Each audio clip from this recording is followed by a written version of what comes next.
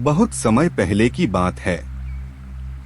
पांडवों का राजपाट छिन गया था और वे जंगल में वनों में रह रहे थे। उनके पास ज्यादा कुछ नहीं था, न सोने के महल न नौकर चाकर। बस एक चीज थी जो अनमोल थी, एक जादुई बर्तन जिसे अक्षय पात्र कहा जाता था। यह बर्तन सूर्य देव ने दिया था। इसकी खास बात यह थी कि जब तक द्रौपदी पांडवों की पत्नी खाना नहीं खाती थीं, तब तक यह बर्तन सबको भरपेट खाना देता था। लेकिन जैसे ही वो खाना खा लेती, फिर उसमें से कुछ नहीं निकलता। अब एक दिन बहुत बड़े ऋषि दुर्वासा, जो गुस्से के लिए काफी मशहूर थे, अपने बहुत सारे शिष्यों के साथ वहां आए। उन्होंने कहा, हम लोग स्नान करने जा रहे हैं। जब वापस लौटेंगे तो खाना तैयार होना चाहिए। दिक्कत ये थी कि द्रौपदी उस दिन पहले ही खाना खा चुकी थीं। अब अक्षय पात्र में कुछ भी नहीं निकल रहा था। अगर ऋषि को खाना नहीं मिलता तो वो नाराज होकर पांडवों को भयानक श्राप दे सकते थे। द्रौपदी परेशान हो गईं। कोई रास्ता नहीं था। उन्होंने हाथ जोड़कर आसमान की ओर देखा और धीरे से भगवान श्री कृष्ण को याद किया, हे प्रभु, मेरी मदद करो।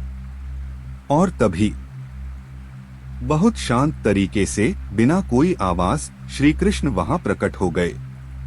ना कोई चमक, ना कोई जादू, बस एक प्यारी मुस्कान के साथ। उन्होंने द्रौपदी से पूछा, क्या मेरे लिए कुछ खाने को है? द्रौपदी ने दुखी होकर कहा, मेरे पास कुछ नहीं बचा प्रभु, सिर्फ चिंता है। कृष्ण ने मुस्कुराकर बर्तन उठाया और अंदर देखा, और वहां एक छोटा सा चावल का दाना चिपका हुआ था। उन्होंने उसे देखा और कहा, यह एक दाना ही सबकी भूख मिटा देगा। कृष्ण ने उस दाने को खा लिया। उसी समय दूर नदी किनारे, जहां ऋषि दुर्वासा और उनके शिष्य स्नान कर रहे थे, अचानक सभी को ऐसा महसूस हुआ जैसे उन्होंने ताजा गर्म खाना खा लिया हो। सबके पेट भर गए थे और वो बहुत शांति से बिना कुछ कहे वापस लौट गए।